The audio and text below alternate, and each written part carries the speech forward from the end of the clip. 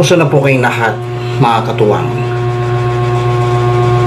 Tayo po ay nasa ordinaryong jubileo ng taon ng pag-asa at kasabay ng paggunita sa dakilang araw ng pagpapakasakit, pagkamatay at muling pagkabuhay ni Jesus.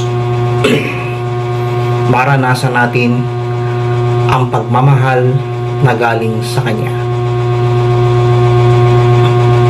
Magandang araw po, Brother Ryan America. Welcome po sa taunang pagkatanghal na handog ng Kapahayagan TV sa taong 2025. At ngayon po sa ikalimang taon ng paggunita, sariwain natin ang mga salitang binigkas ng ating Panginoong Yesus, kung saan dahil sa krus ni Kristo Jesus na kanyang dinanas, o sama-sama tayong lakbayin ang pag-asa. Kaya sa ikalimang taon ng pagkatanghal na ito, sariwain natin ang mga katagang binigkas ni Jesus. 7 huling salita ni Jesus.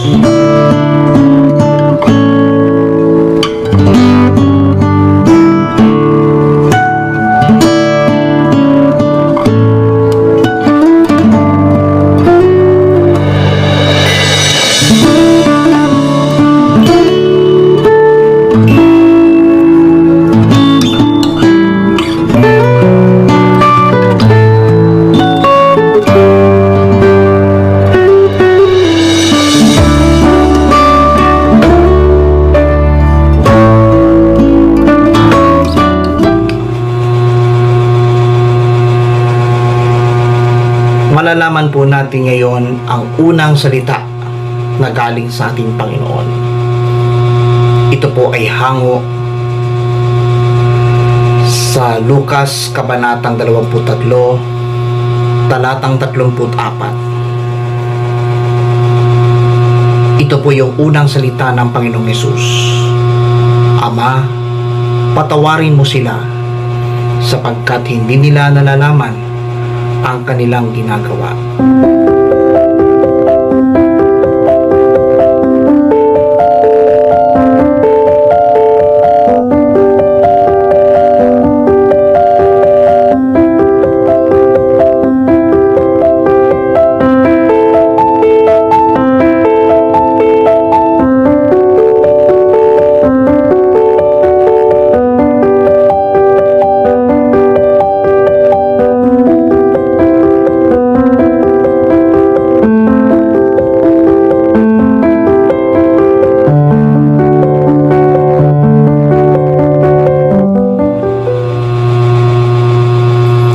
Marapat lamang na may padama natin kung gaano tayo kamahal ng Panginoon sa pamamagitan ng mga salita. Bakas sa ating kamalayan ang pagmamahal na gustong ipabatid ng Panginoon sa ating lahat. Pagmamahal na hindi matutumbas sa kahit alinmang salapi. Bagkos ginagamit po ito at ito'y natatanging paraan upang sariwain ang kabutihang loob ng Diyos.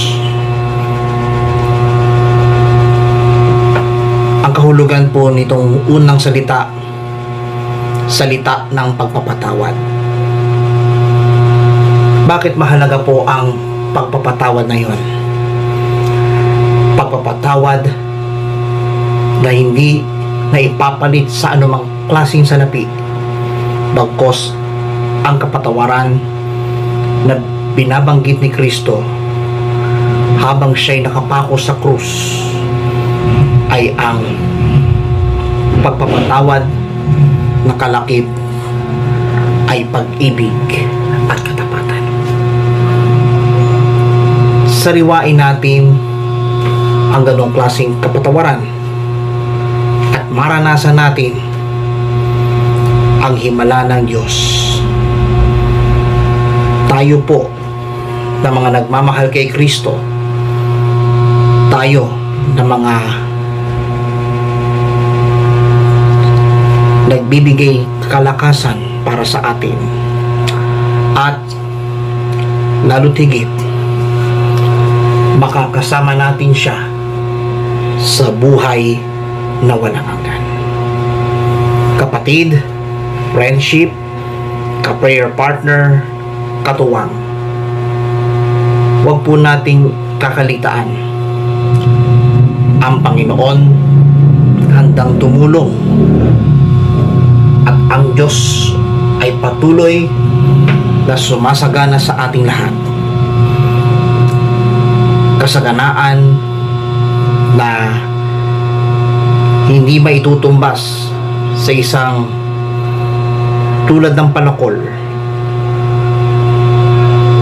Ang kahalagahan nito ay maranasan ang dakilang pag-ibig ni Jesus.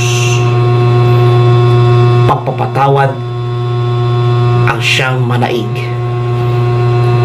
At dahil sa pagpapatawad na yon, pag-asa ang ating inaasahan. Katuwang, saan tayo pupunta?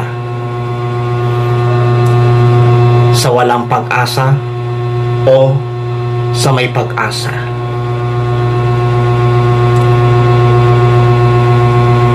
Sa pagtanggi o sa pagpapatawad? Nasa inyo ang pamimili.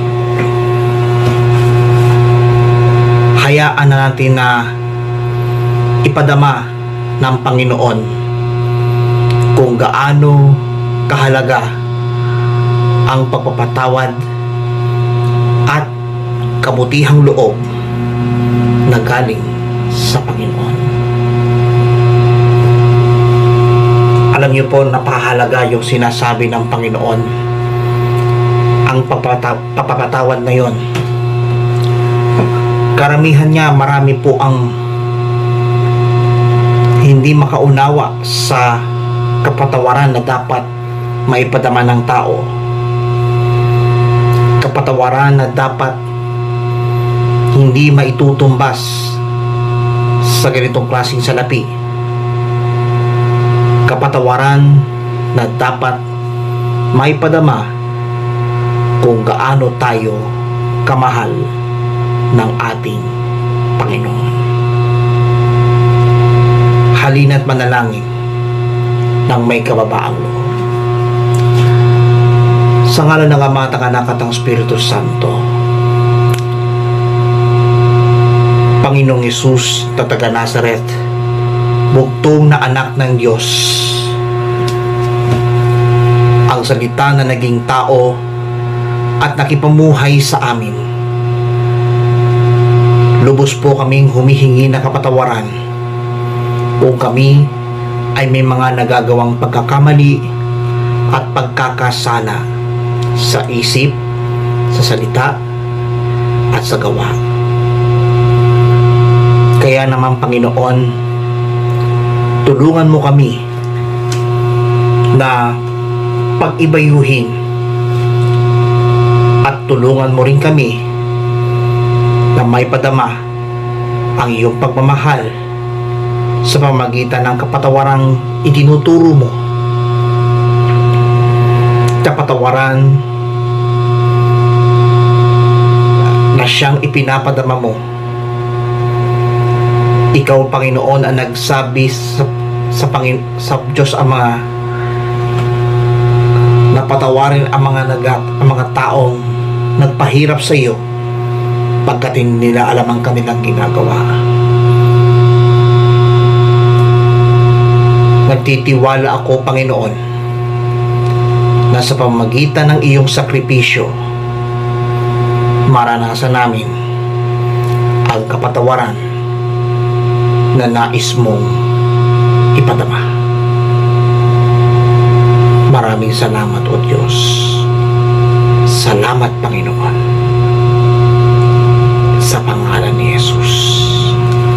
Sa ngalan ng Ama at ng Anak at ng Espiritu Santo.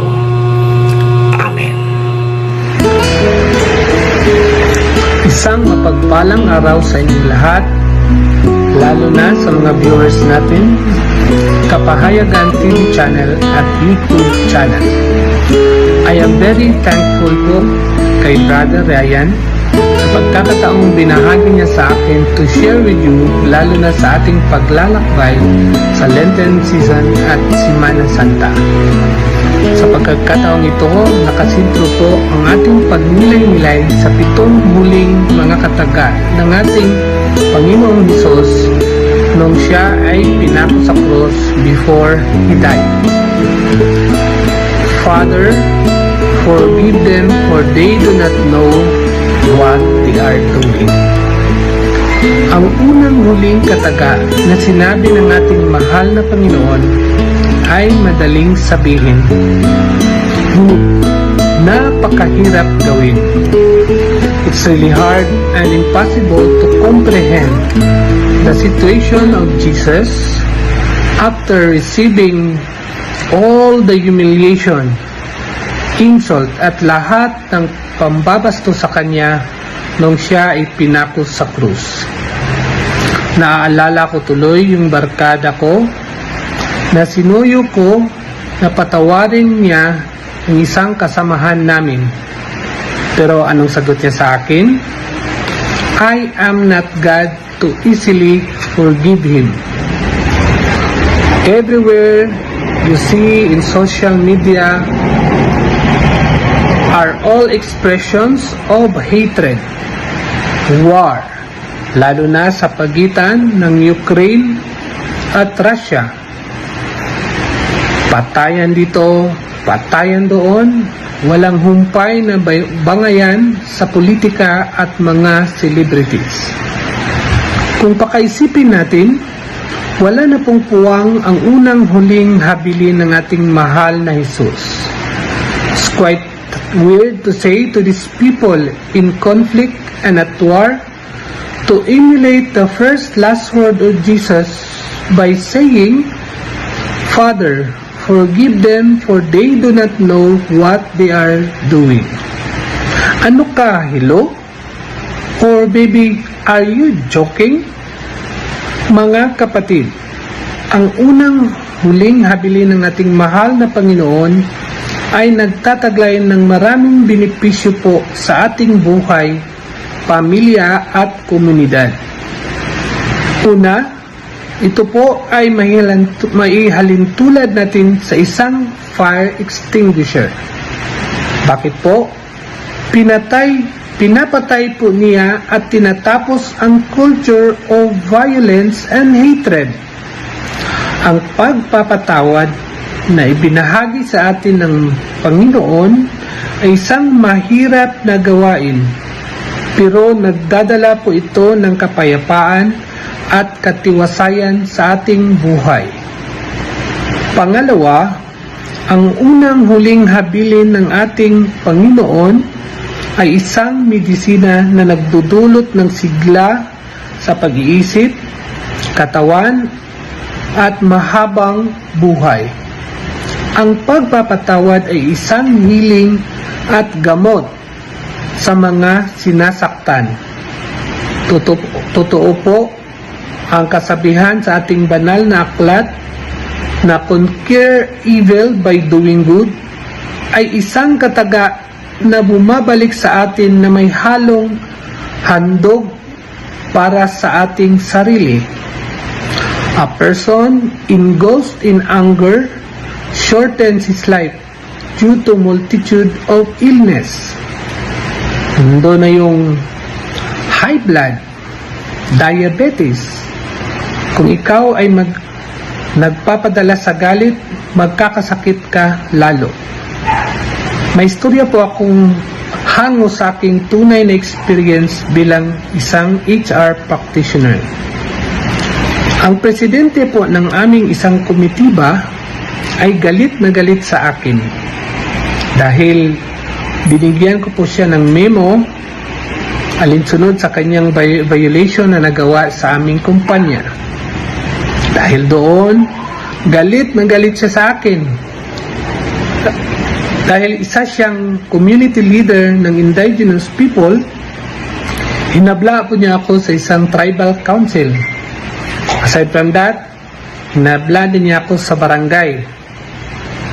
Alam ko naman na hindi uusad yung kaso kasi wala pong jurisdiction ang isang barangay kung itong administratibong kaso ay dadalhin sa kanilang silid dahil all administrative cases shall be processed and heard only by the Department of Labor and Employment. Habang umuusad yung kaso, may nangyari po sa kanya, yung leader namin. Sabay na nagkasakit po ang kanyang dalawang anak. Dahil doon, tumatawag po siya sa aming opisina upang hingi ng guarantee letter sa kanyang hospitalization. Ang ginawa ko ay ako na po yung pupunta sa ospital. Dinadala ko po yung guarantee letter at binigyan ko po siya ng tubig at mga pagkain. Nang makita niya ako, parang nabigla siya. Parang nakakita siya ng multo. Ang sabi pa niya, "Sir, nag-abala ka pa. Alam ko busy ka masyado." Kasi that time, I was handling more than 3,000 employees. Kaya sabi niya, "Ikaw pa naman ang nagdala dito, sir." Parang nakita ko ang mukha niya, parang hindi maintindihan. Kasi hindi niya in-expect na ako pa ang magdala doon.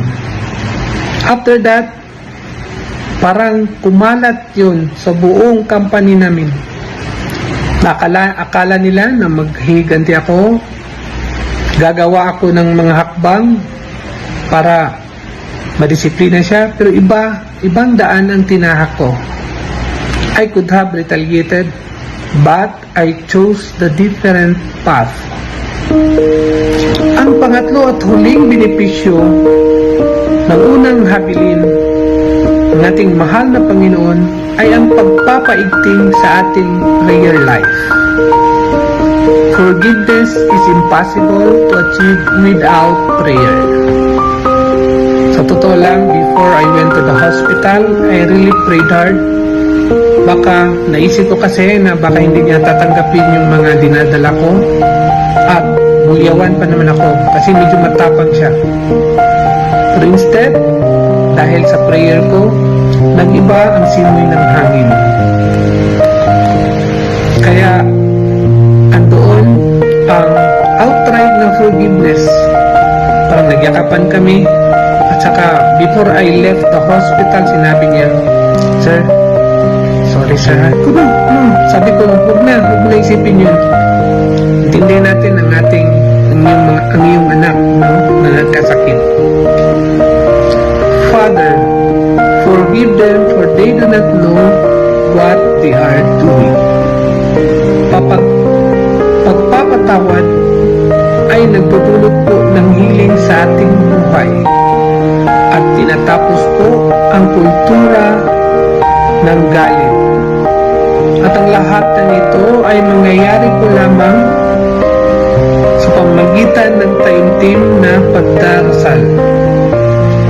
Nawa po sa ating pagnilay-nilay sa Semana Santa ay patuloy din nating ipagdasal ang ating sarili, ang ating pamilya, ang ating komunidad na naway ang pagpapatawad ay maghari sa ating lahat.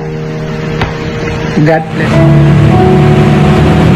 Gawin sa simpleng panalangin ang awit ito.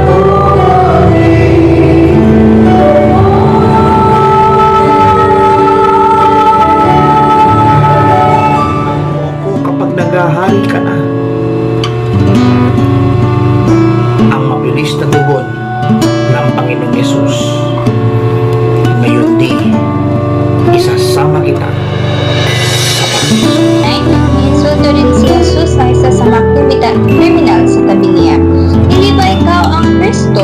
Iligtas mo ang sarili mo pati na kami. Pero sinaway siya na isa pang kriminal na nakatakot. Hindi ka ba natatakot sa Diyos? Ikaw man ay pinarusahan din ng kamatayan.